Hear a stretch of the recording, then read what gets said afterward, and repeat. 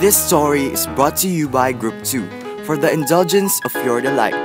Please relax and enjoy as you discover a classical short story by Nathaniel Hawthorne that is about love, wealth, and death.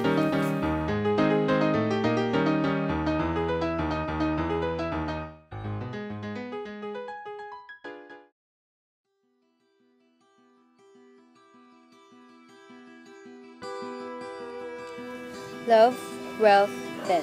We can be partially acquainted even with the events which actually influence our course through life and our final destiny.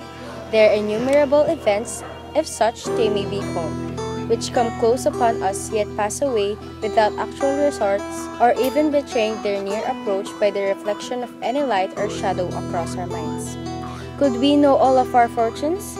Life would be too full of hope, exaltation, fear, and disappointment to afford us a single hour of true serenity. Understand this as you hear us illustrate the story of David Swan.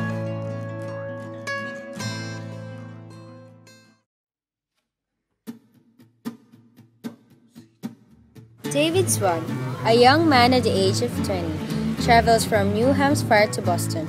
He was about to work as a clerk in his uncle's grocery store, but unfortunately, he got tired. Man, it's been a long, tiring day. Maybe I'll find a place to rest for a while. David has found a place to rest and later on fell asleep. Different people, as they see him sleep by the street.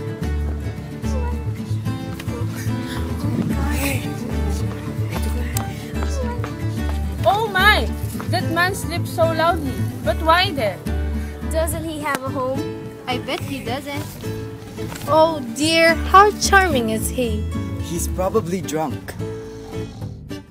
He is completely unaware of these people's thought. After a few minutes, a brown carriage, pulled by a pair of large horses, stopped in front of the sleeping young man.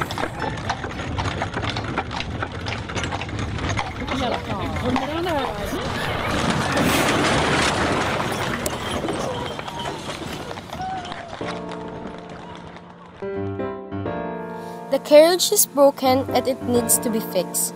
A wealthy old man and his wife step out of the carriage and notice David.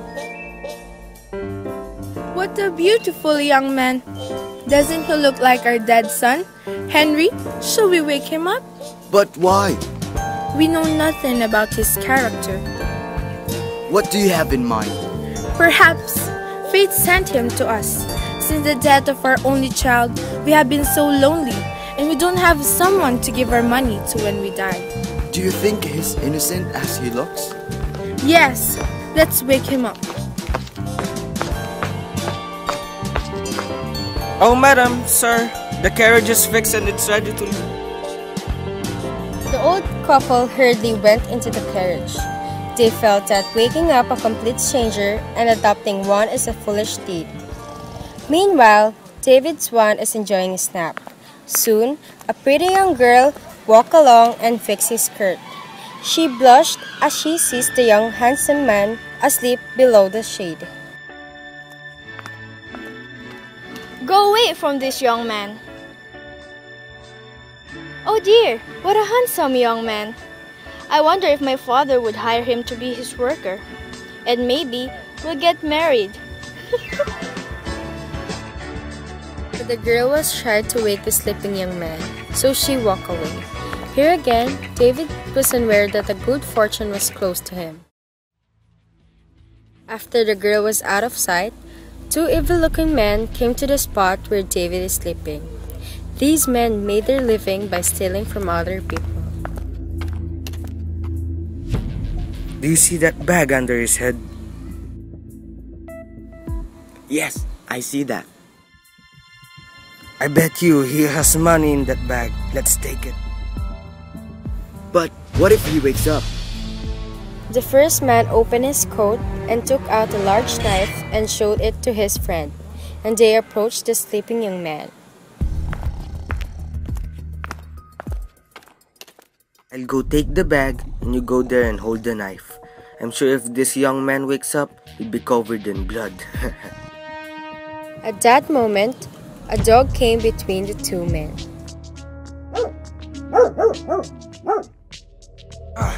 The master's dog must be near. Can't do anything now. The two men ran away from the spot where David is sleeping. This time, David wasn't aware that death was close to him. A few minutes later,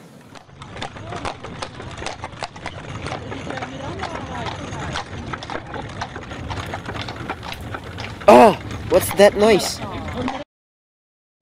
Will you take another passenger? Sure, sir. Hop in. David climbed up to the seat next to the driver, and a stagecoach continued along the road to Boston.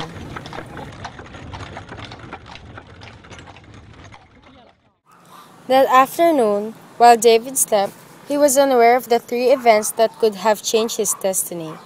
In an hour of napping, David Swan never knew that fate almost brought him wealth, love,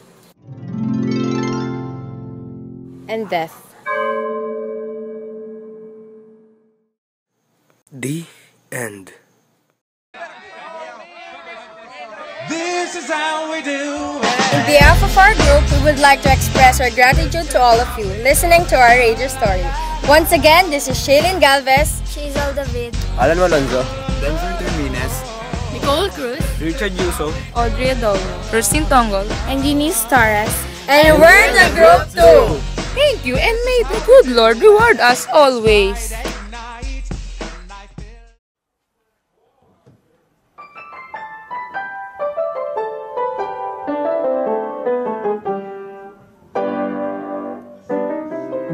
David climbed up to the seat next to the driver. Oh my! That man slips.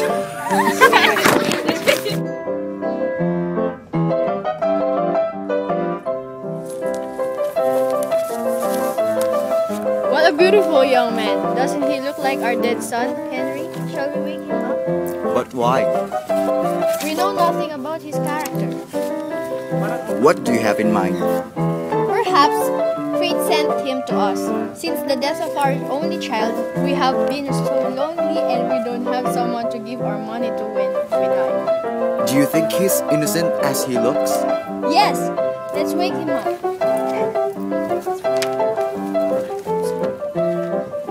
Oh, madam, sir, the carriage is fixed and it's ready to leave. Okay, Kat. What a beautiful young man. Doesn't he look like our dead son? Henry, shall we awake?